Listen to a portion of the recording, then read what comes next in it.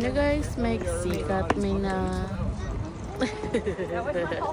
because I'm always so inggit with all those vloggers, expats vloggers na living the Philippine life, and then here I am wala sa Philippines, and I'm so inggit, so please make me sikat na. Charing lang. Kakalabas lang, daong lang ng Carnival Sunshine.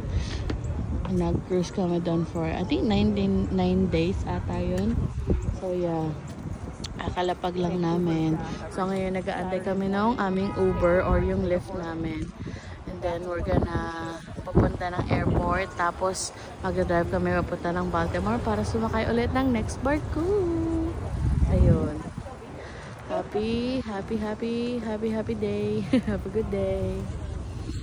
Ito na pala yung Uber.